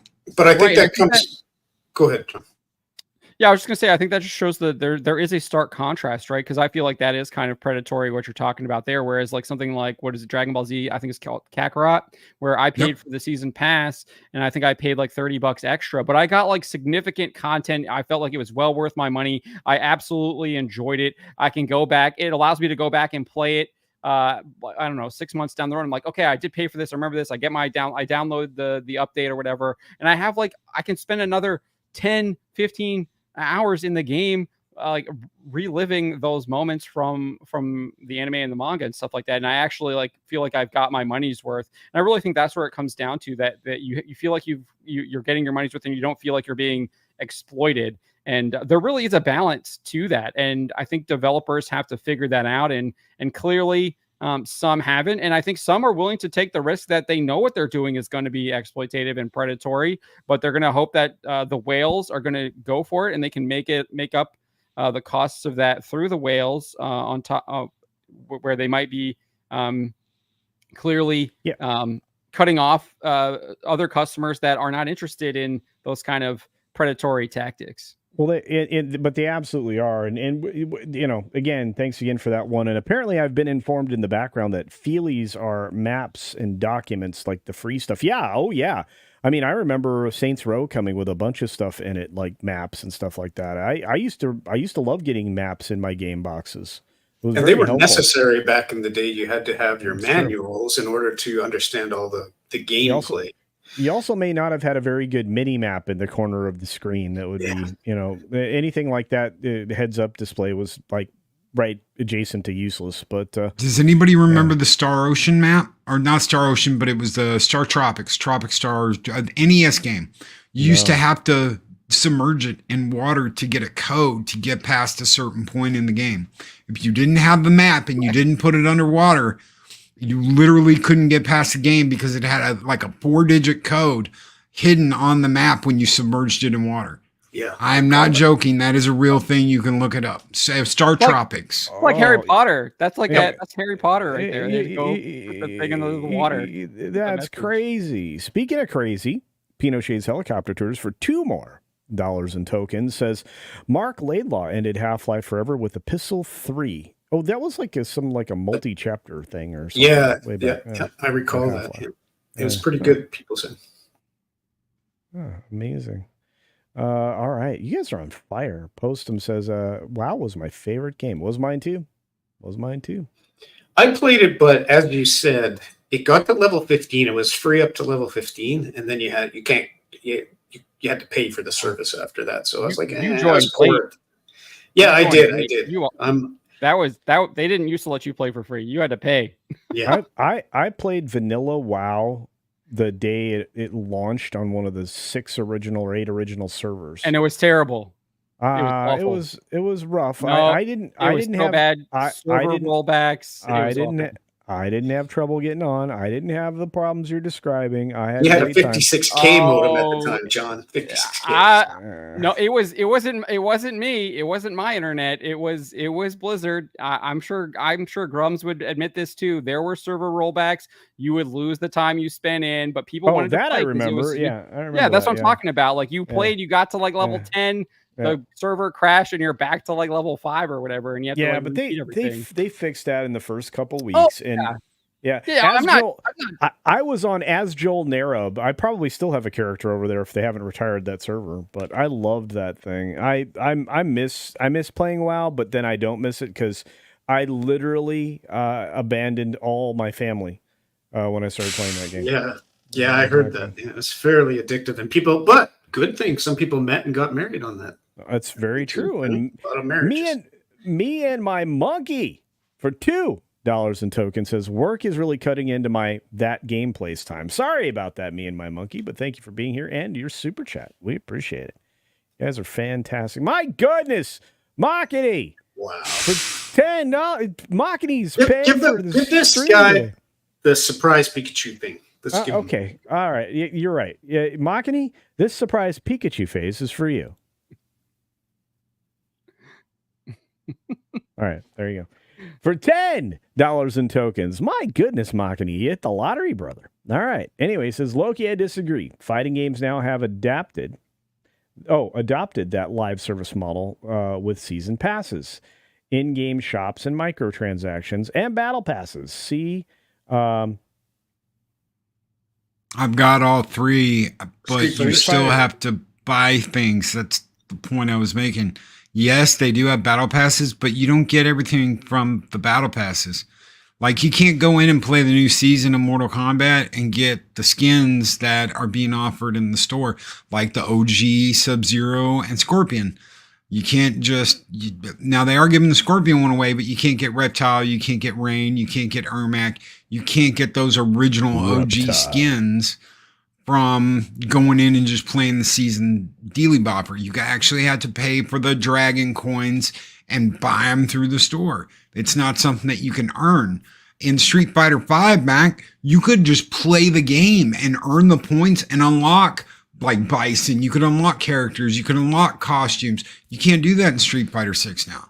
You've got to pay those. You got to pay for the in-game currency and buy it. You can't earn it anymore. And that's the road Halo Infinite took as well, which has turned me off. Is you give me this, I have to pay for the season pass. It ends, and then you still don't get everything. Okay. You still got to pay. You still got to do this. You still got to do that. It was ridiculous. So. Okay, so first of all, this is fantastic. We've had so many super chats and so many great conversations around them that we had to blow off 2 stories we were going to talk about because we only have room for 2 more stories for the show, guys. So thank you. I'm not complaining at all. I appreciate all of the support we've gotten from the amazing folks out there in the chat. You are brilliant beings. But we are going to talk about at least 1, if not 2 more stories. Just a herb for £5 tokens. It says Doom, the Dark Ages trailer. Thoughts? Well, Doom is awesome. I love Doom, one of my favorite games of all time. Thoughts? Plus, did you guys like Eternal? Did you guys see Doom, the Dark Ages trailer? Yeah, I saw it. Oh, yeah. Maybe John might be on the same wavelength as me. Doom, there's dark and then there's... it's a little much for me. Doom, the Dark Ages is kind of a bridge too far for me. I did play a little of Eternal, which I kind of enjoyed. But the series has gone in a direction that just doesn't catch my attention, so to speak. It's a great franchise, I believe. It's well made. It runs well. They've got the dynamics of the play down great. The storyline looks, and I'll put in air quotes, interesting, but it's just, for me, it's a bridge too far. It was a good trailer, but no, I'm not interested in that. Up there somewhere in that record collection is the Doom soundtrack for the first game that came out before Doom Eternal. Doom Eternal didn't come out with the soundtrack on vinyl. I don't know why. I don't know why they didn't do it, but they didn't. The blood red vinyl up there, I'm like, chef's kiss. I love the music. I love the soundtrack. I love the game. Where's my Doom 2 Eternal soundtrack? They never came out with one. Dark Ages is going backwards, and I hate prequels. But that's what it's going to do. It's going to go back to the beginning, to the stuff that you haven't seen, and we're going to find out why he's in the coffin in the first game. So I don't like the fact that they're doing a preview, like a prequel, but we'll see what happens. As long as the gameplay's tight, the story's good, and the soundtrack is epic, and they don't screw it up again in their trailer by putting a crappy soundtrack in it, I will see where it goes. As long as they do those things, but it's got to have a good tight gameplay like last time. It's got to have a good story, and it's got to have a killer soundtrack that you can just jam to and take them all out with. Doom has a story. I thought you were just killing demons. No, it actually has a story. There's a story behind questionable. Debatable. But I will say this. I played the knockoff with the checks that you got, like the check shooter, like the cereal. You were like remember that? Like yes, you got that. I can't remember what it's called. Free game from like checks or whatever. Yeah, and I thought like the Doom knockoff. I thought we're going. Okay, I'm going to say it this way. Party. I like Doom because it's the smooth scrolling motion shooter, and I loved it for that. And that's one of the reasons why I really enjoyed playing that, and I enjoyed playing Unreal Tournament in competition mode, with a group full of people, because it was smooth motion right? You were a bobber, weren't you? When your character's doing this, you were doing this with the I look. I think it was one of the cool game mechanics. As far as visually though, the game looks good. Dark Ages looks good. The question is, am I going to like it as much as I like every other Doom I've ever played? But we'll see. I'm going to play it. I may actually play it on a stream for y'all. So we'll see. And that's what it was. It was Check's quest. Why are you not here, Jonas? That's right. He's kneeling behind the fact that he's editing a video. I bet that's what it is. I think Baculi just hit 100. I'm not sure, but I think it's close. Gracious, Baculi, draw us. You have to go check out this man's channel. Not only is he a friend of mine, but apparently he's the sponsor of the channel today. For $10 in tokens, he says, no worries, Culture. I've been keeping up with what's been going on for a long time. Special thanks to John for doing such a wonderful job with that Park Place. That's true. That's right. Round of applause. That's a $10 donation to the man that's writing all these stories. We aren't even going to do the story that John didn't write now because we don't have time because of all of you. The Suicide Squad. Sorry. Hey! Sushi. Yeah. Sushi Squad. You're Suicide. Oh, Serious Sam. Thank you, Low Spec. Yes, we do remember that. First, Serious Sam was fantastic. Yeah. Jonas is missed, but you are all awesome. Well, thank you, Just Herb. I appreciate that. Let's get to it, though. We've got another John story to cover. I feel like this is the John 2 story hour. We've got, look, I promised you we would kick Ubisoft in the teeth, and we will. But first, I feel like there's a consultancy group that's going to start crying like a baby because everything they touch turns to doo-doo. Big doo-doo. Giant doo-doo. Like this. Sweet Baby Inc. developed Flintlock. The Siege of Dawn loses nearly 70% of its already anemic player base in just over a week. Wow. John, this game's going great guns, isn't it? It's not looking good. I actually just put up a story right as we began the show here, too, that looks like there was a lot of layoffs that happened in May for the game's developer, A44. Wow. Now, are they owned by or partnered with Kepler Interactive? So Kepler Interactive is the publisher, A44 Games is the developer. Wow. Well, would you rather cover that story or do you want to cover them both in simultaneous glory? Yeah, I think we can go with this one. It has a lot of the charts and things like that, and then I can just reference the other one. Okay, sounds good. All right, so with 70% of everybody gone, they're not doing well. So Kepler Interactive, not doing great. So here we are. Let's just get to the numbers. On July 18th, it released and only had a peak concurrent player base of 648. John, that's not good. It's awful. It's absolutely awful. I will say they do say that they have had 500,000 players. They posted that like 2 days ago on X, said that they had 500,000 players across PC, Xbox, and PlayStation. But it doesn't say that they sold 500,000 copies. It says they've had 500,000 players, which it's weird that they've got Yasuke syndrome. Yeah. Well, speaking of Yasuke syndrome, so it's not surprising that the game's player base is quickly shrinking while the game has mostly positive reviews on Steam. The most helpful review in the last 7 days is negative and tells potential buyers to avoid the game. Semi-literate ape. I love that. That's a good screen name. Scott, just to interrupt you, we do have a comment here in the chat that says Mr. Lilman 007 kind of gets to my point here where they said they had 500,000 players. He said it was free. So that's what I'm saying. Did they actually sell 500,000 copies? I don't know. I highly doubt it. Yeah, this game was on Game Pass, which I don't know. Yeah, right. Well, so that could be why. That's what. You said it was on Game Pass. It released. So that I'm not sure of that, but it sounds familiar. I might be wrong. So that could be how people were how they got to 500,000 players instead of actually 500,000 sales.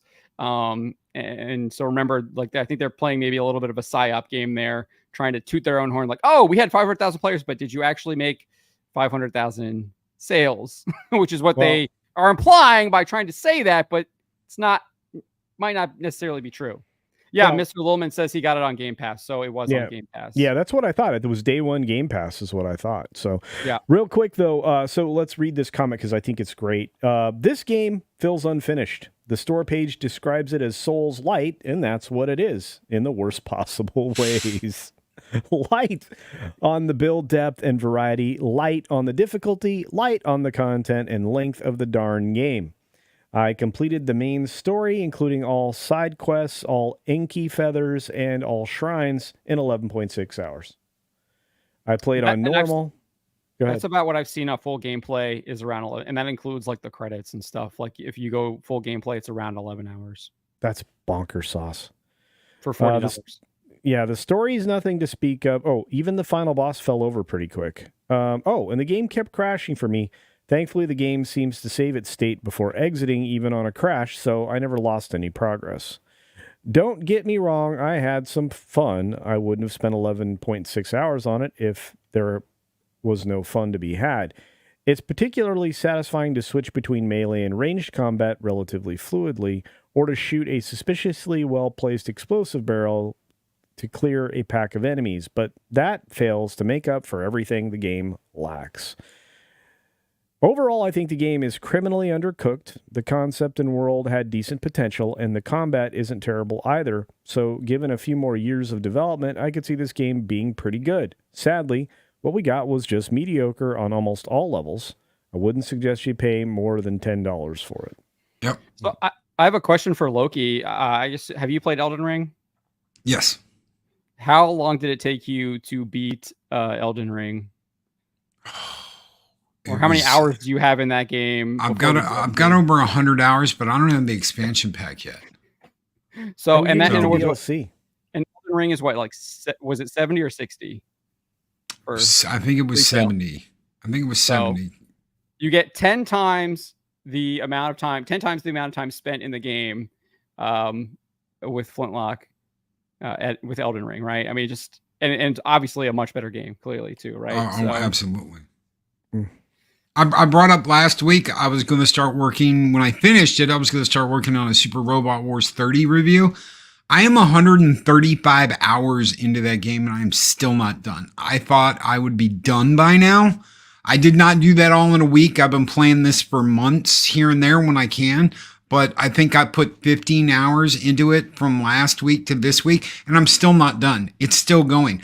I'm not even doing the optional, like, go in and level up missions, because there's missions you can just go in that have no story just to level up your stuff. I'm not even doing that because my guys are one-shotting everything on the hardest difficulty level, and I'm still going. So, I mean, I think I paid $60 for that, and I'm over 120 hours. So that's less than 50 cents an hour.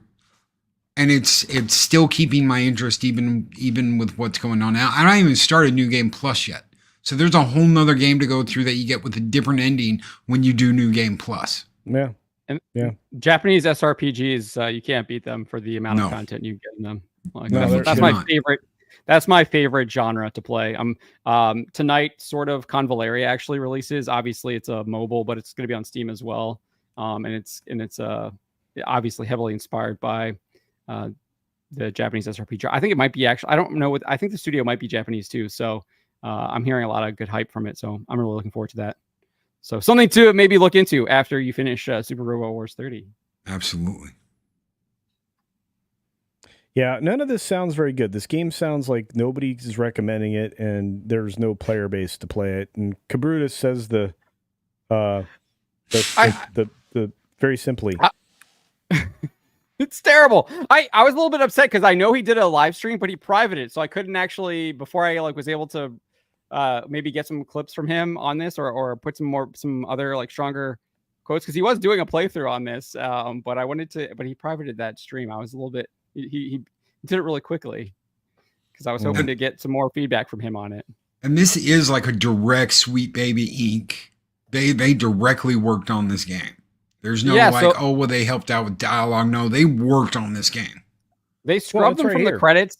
Kim Belair's not in the credits, but obviously Audra Topps Harjo is. They have a special thanks section for her in the credits of the game. I didn't see Kim Belair's name in there, but I mean, Audra Topps Harjo is literally told Edge Magazine that Sweet Baby Inc. was working on this game. I mean, says it out loud, says it right in front. But I mean, Harjo was, I think, let go, or she moved on middle of the development. But clearly, they had brought in Kim Belair to do all these changes. And we saw that the Kepler Interactive woman, after this was revealed, just went ballistic on X, which in my opinion confirms that it was still there. Because they could have said, like, we fired all the Sweet Baby Inc. people and we removed all of their ideas, but they didn't do that, right? Yeah. Well, they also said, that they told Cabreras that they'd backed it all out and didn't. Right? Or was that they wouldn't confirm, they wouldn't say that. That's what I'm saying. Like, they could have said that we got rid of Sweet Baby Inc., but they never actually did. They didn't say that. Like, they wouldn't let him look at the game early to see. Yeah, I had heard that the main character was supposed to be a redhead. Was supposed to be a white redhead, and of course that was flushed down the toilet and went swirly because they hate redheads. Yeah, that's the report that Grom said, that it was a white character originally, and they changed it once Kim Belair came in. Yeah, they changed the main character to a POC. I think that's where he said this. Yeah. This is wild. I've noticed that pattern in almost every single game release the last 2 years. Correct? It's a person, POC female usually. In fact, no, you're right. You're right. Sorry, I didn't mean to interrupt you, Space Dave. No, it's fine. That's all I have to say. And and it's obviously trying to be conditioning, right? As well. And this is why it's so insidious, because they're literally having these characters be like frontline combat warriors. Like, we're seeing this with, and we're probably going to get to it a little bit here later, but Star Wars Outlaws, we're seeing it here with this game. You see it with Forspoken, etc. And it's like, well, what are they really trying to do here? Like, what is their purpose of this? But they're all tip-top failure games. Why are they investing so much into it? Well, we already know the answer to that. But this Audrey Topps Harjo person should be probably criminally pursued for embezzlement. Because according to this part, and this has been in a couple of stories that I've seen, John, that you've written on this, she kept dumping money into her own initiatives, like Inclusion FX and and all of that. Isn't that called embezzlement in the law? Yeah. Inclusion FX is also connected to Sweet Baby Inc. Kim Belair did an interview with them 2021, where that's where she said she wanted to take over the video game industry with her woke cultists. Yeah, this is crazy. But it goes on, and it just kind of lays it all out for us. And I have to tell you that, when Grums came back and said the state of the game is unknown at this time, but is believed to be in shambles after this 2-year round of DEI changes, as we now know, A24 reached out to Cabreras to refute SBI's involvement, saying they were no longer involved and all their changes reversed. But when Cabreras asked for proof, they refused to speak to him any further, which told you they were just, nobody wants to be on that list. Nobody wants to be identified as having worked with them. And what's worse is, and I'm going to say it here again, I said it last week, I said it the week before, GTA 6 is corrupted with this garbage. Yeah, I'm agreeing with that 100%. To its core. Yeah. It's going to be terrible. And Take-Two basically admitted that it was infested with woke ideology. Why and how? Well, in a risk statement that they have to provide to investors. SEC. It's to the SEC. The SEC on behalf of the investors, so the investors are aware. They have to identify they have to outline their risk areas. They know GTA 6 is going to be voted down to oblivion. It's going to be reviewed into Hades. Go ahead. But this will be the exception, and I believe it will still do very good. It'll still sell a lot of copies because people are still looking, besides the story part of it, they're looking for, again, they're addicted now to the multiplayer part of it, correct? So if what we've seen from 5 is that story was as I will tout it day and night. If I could give a 10 out of 10 to something, that would be a 10 out of 10 game. Well, yeah, GTA 5 was perfect. Yeah, yes. GTA 4 was darn near perfect too. Yeah, 4 was close. GTA 5 was, and 6 will be terrible, but it won't matter because the multiplayer will keep it running. Well, Red Dead 2, I would say, had very good story elements, but by that point, they'd already lost one of their best writers. So, I mean, like letting Laszlo Jones go was a huge mistake. You know, letting I mean, I can go through a list of people they lost. One of the Hauser brothers is gone. They lost oh gosh, what's his name? It starts with a U. Because he'd been there for 15 or 16 years. They lost all of these incredible talents, and they didn't replace them with good talents. It's an issue. I had notes on that. I just don't have them with me. But I agree with Space Dave. I think you're going to see really good sales off the bat, but I think what you'll maybe the issue here is that you might see not as good of a long tail with GTA 6 as we've seen with 5. Obviously, GTA 5 being in the top sellers for the past decade, right?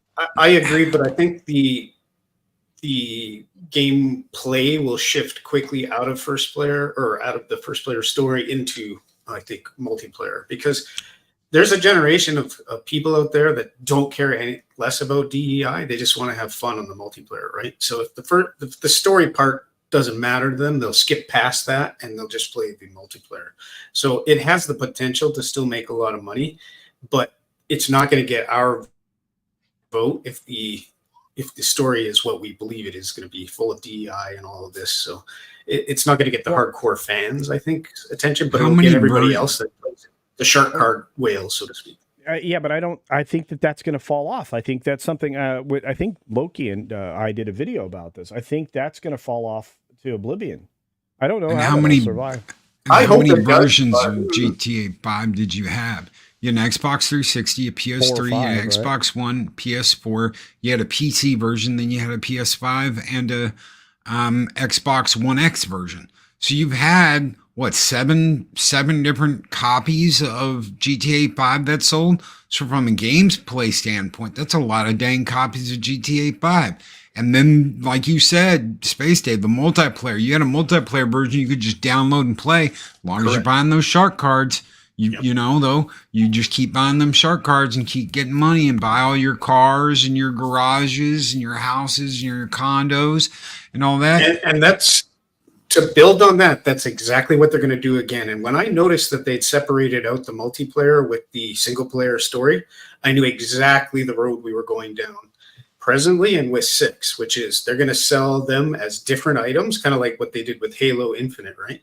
They're going to target an audience, two audiences. They know that the single player story audience is going to crash and burn, but they also have that, and they've already prepared players for that. Hey, we're going to shut down, the GTA 5 servers down the road. We're not going to do any more updates, but look at this shiny new GTA 6 multiplayer, and it's separate. In fact, it's free to play because you got to grind to get the money, or you get the shark cards, right? So this is the direction they're already prepared to go. We know that because they've done that, and this is exactly what's going to happen. And sure, it doesn't matter if the first player or the first person story crashes and burns. If they're still got those whales on the shark cards, which I believe they will, because this is we think from our perspective of a generation that kind of will cut this off, but you're talking about kids that are addicted to this thing, or young adults that are addicted to the multiplayer shark cards. I don't play it because I don't find it fun. I find it obnoxious and annoying to play that part of the game. But again, that's why they separated it off, right? We know what they're going to do here, what their goal is. And I predict, and I'd be happy if I'm wrong, that the multiplayer is going to keep this thing going probably for 10 years after, just like this series of games. I'm going to push back, but I will do it gently because we need to move on, unfortunately. I didn't mean to start that GTA 6 conversation, but I sure did. I will say this. The people that they've lost so far are Dan Hauser, Laszlo Jones, Michael Unsworth, Leslie Benzies, and one of the original founders, Jamie King, although he left right before, or 2 years before Grand Theft Auto 4 released. So he just didn't like the direction the company was going. Then he missed out on the extra bunch of cash he could have had unless he kept his shares. Anyway, all I know is this. I think it's doomed. But what's not doomed is another $10 super chat from the best letter of the alphabet, J. That's right. Can't have an alphabet without J for $10 in tokens, saying I couldn't get into the newer Doom games. I play Project Brutality mod for the old engine. Speaking of Doom music, BFG Division runs you over and parks on your head. Great track. Absolutely. There you go. Absolutely. There you go. All right. We got another bunch of supers coming in. My goodness, today's sponsor, Machini Draws. He must have got paid for $10 worth of tokens. He's going through that arcade fast. Let me tell you, either that or he's really not good at Street Fighter. I know that's not true. It was a joke.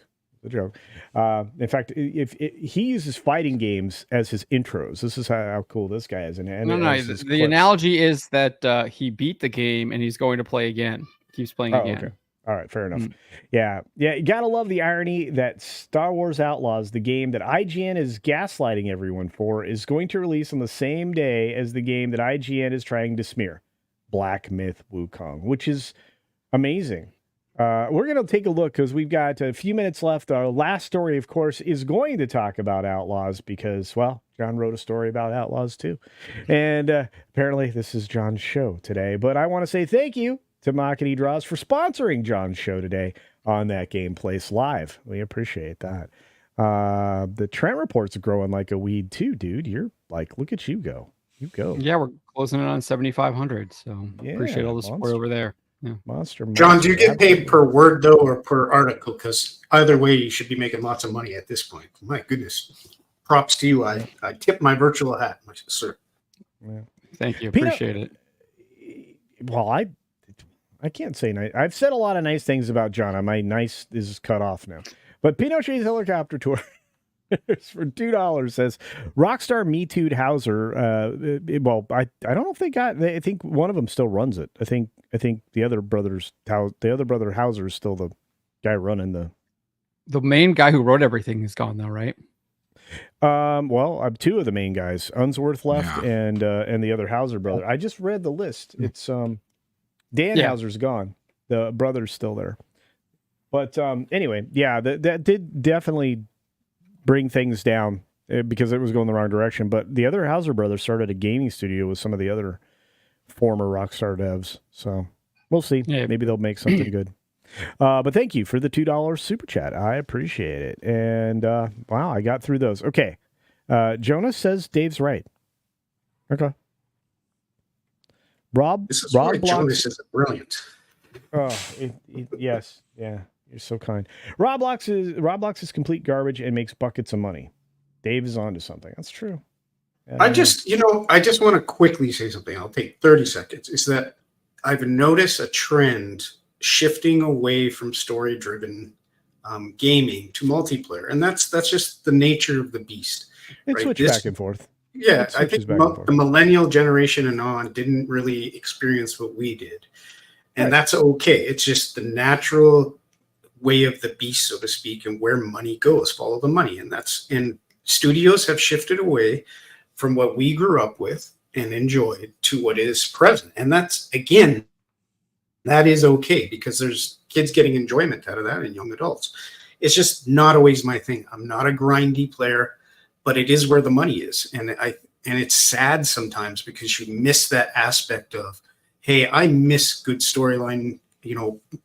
I miss these things, but it is what it is. So I think that I don't know if it's a generational thing. I think it's more of just people have different genres.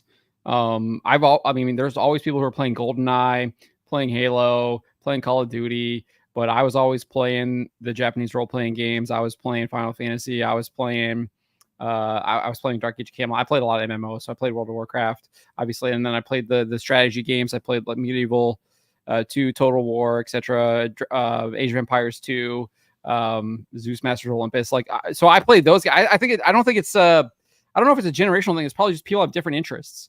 And probably that you see the same thing within generations. I think you're probably right, but you got to look at the amount of players on it, right? So it says something. So if the majority are doing that, your enjoyment of games is vast, which is cool. Some people are very laser focused on what they enjoy. And it seems that the majority, probably not a huge majority, are liking this type of gaming, right? Multiplayer, whether it be Call of Duty or Roblox or what we were just talking, Fortnite, things like that. So it seems to be a shift.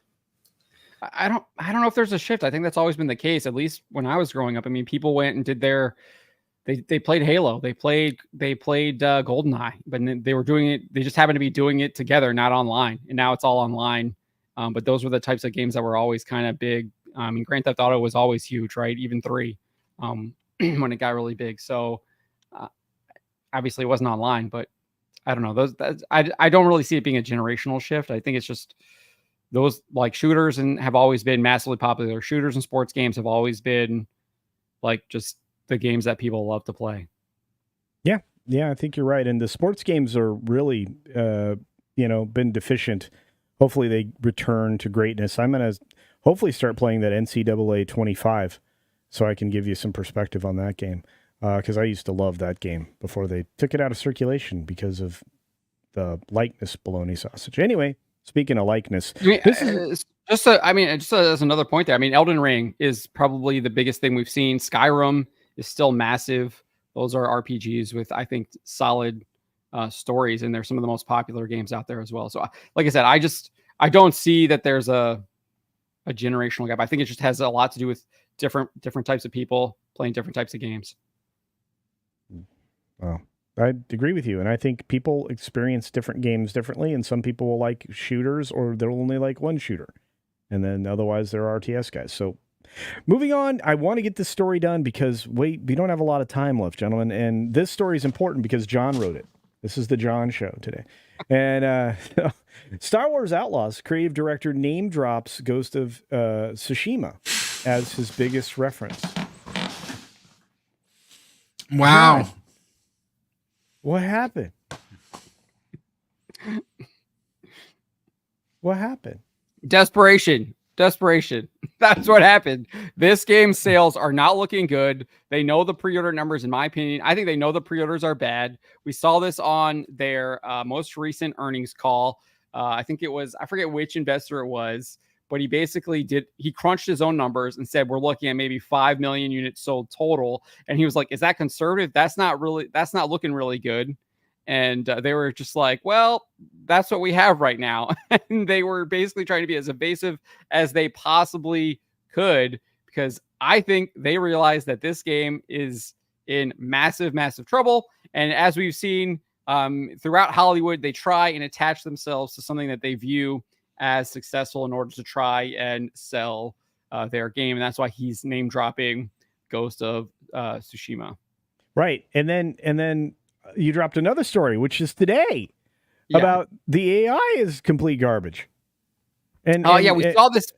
Yeah, sorry, go ahead. No, go ahead. I mean, look, the graphics issues for Star Wars Outlaws, a new clip shows how terrible the game is. I watched the clip and I'm flabbergasted. There's another one here that I shared to X. Like, here, pull this up. This one's even better, I think. Oh, you can pull it up. I'll share it. Is it the one where they're shooting the building while standing in front of the building? Oh, wait a minute. What? I've got it in the private. Someone responded to this article on X that they made a GIF of how bad this is. Just I put it in the private chat. I saw it. I'll pull it up. If you guys thought that stormtroopers in any of the movies were bad, you ain't seen nothing yet, folks. Well, you clipped a picture of it looked like a small dog attacking somebody, and is that real? Like, what is that? Oh no, that's the character pet. Yeah, that's her pet. That's the stormtroopers shooting the building, like standing in front of the building, shooting the building. They're not even looking at her. All of them are looking away from her. Because they want to know what's blowing the grass over there. They're shooting at that, whatever that is. It looks so bad. What keeps it looks like she fell off her bike.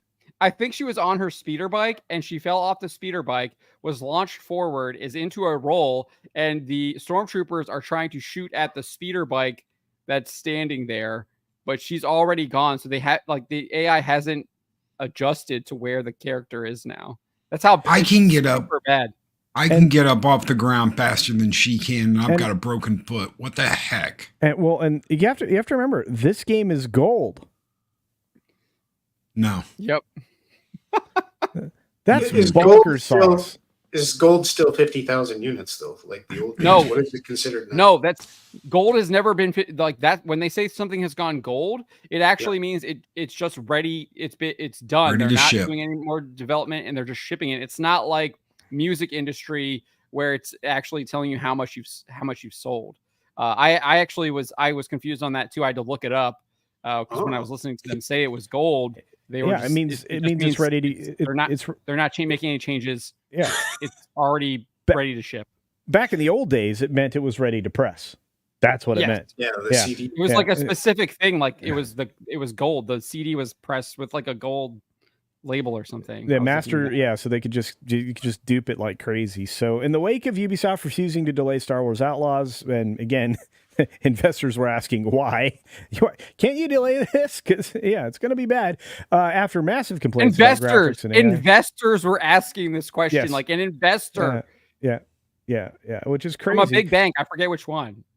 Yeah, it doesn't surprise me, but I think it was apparently. Yeah, it wouldn't surprise me. As seen in the video below, the game's main character, Cave Vess, is inside some kind of warehouse and is engaged in what looks like engaging what looks to be the Pike Syndicate. Okay, all right. Fair enough. Okay, here it is. All right, ready? As such, the blaster battles... No, you want to play it first because you listen to play had a bit of weight to it because I knew that I'd be up against it. He's praising it. He's literally praising it. I know that's IGN. Yeah, it's IGN. Okay. The guy's praising it, but like, look what's actually happening. Oh, shoot. It went to the wrong screen. It decided it wanted to go load it instead of not. It loaded the whole thing. I'll bring it back in a second. What did you do? Sorry, Jonas. Jonas shows up. Second boss. This is so bad. Jonas, did you see this? Yes, it's complete trash. Complete trash.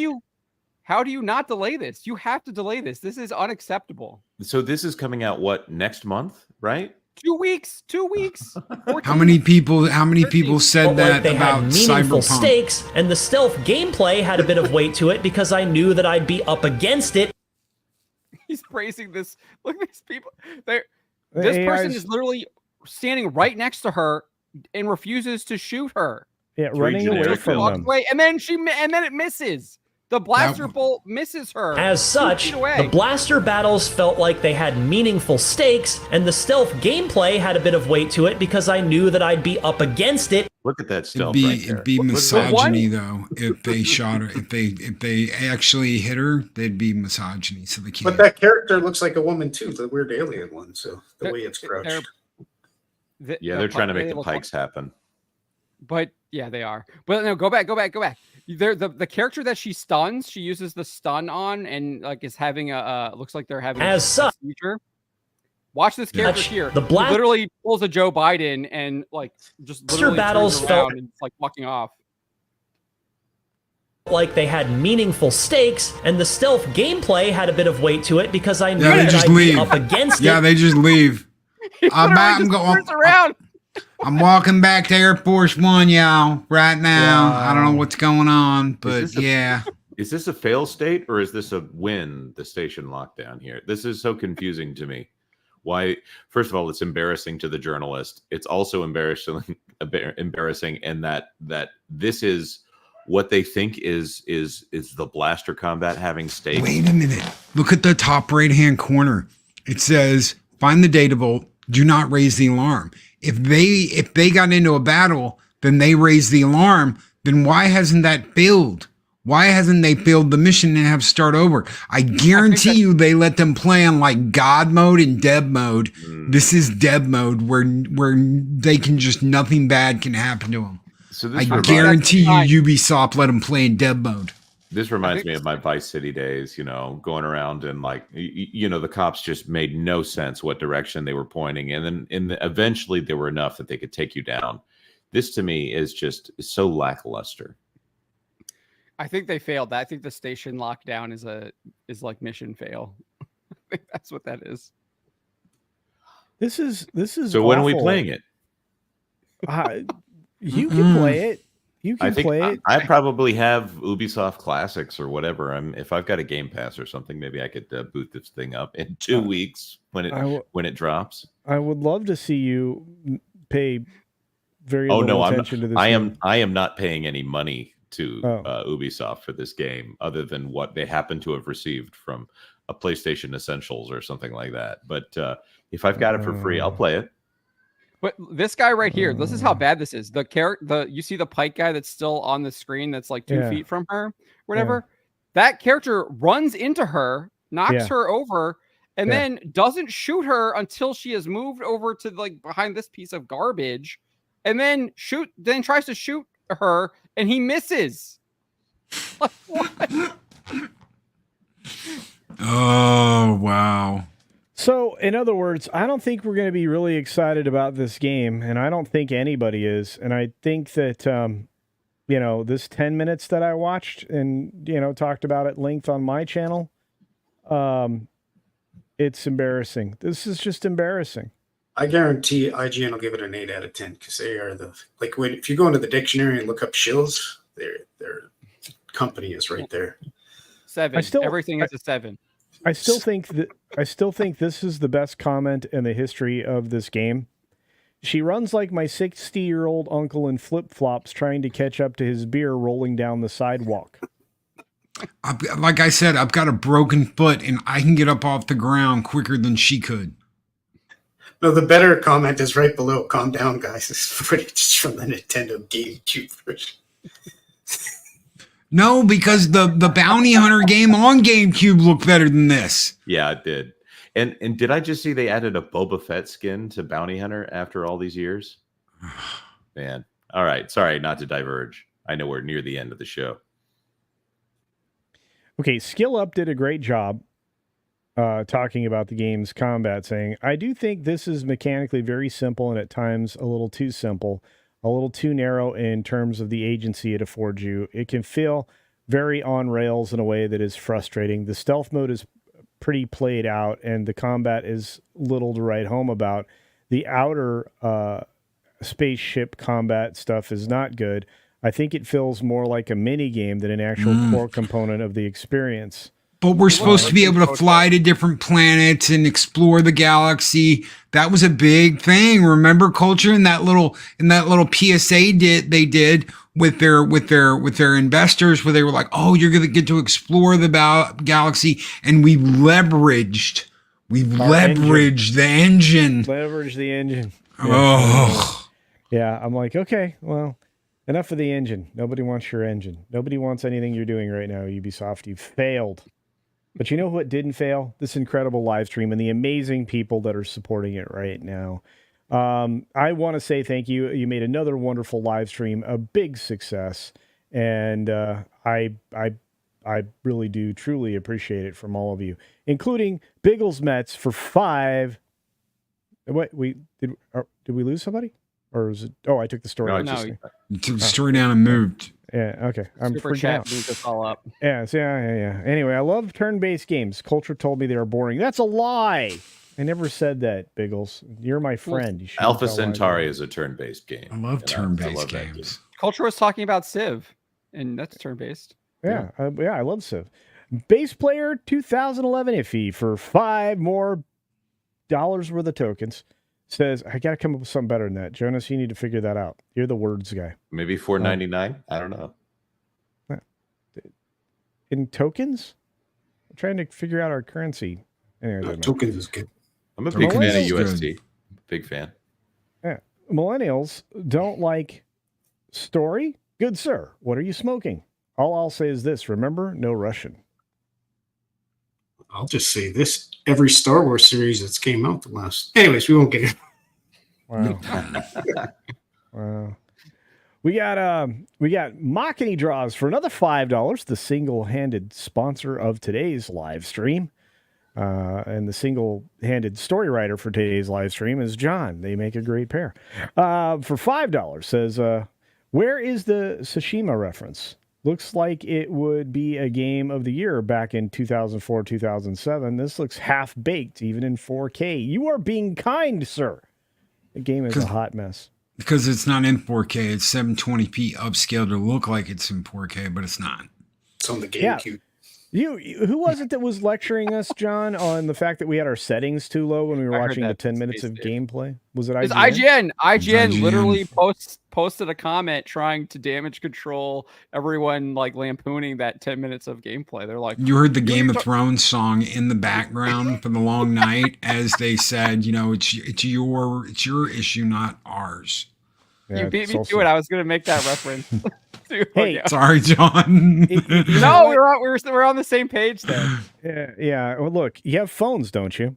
Anyway, Baculi draws for $2, closing us out on Super Chats. Thank you, my friend, for your amazing support. And to all of you who were so generous with your time and money today, we appreciate all of you.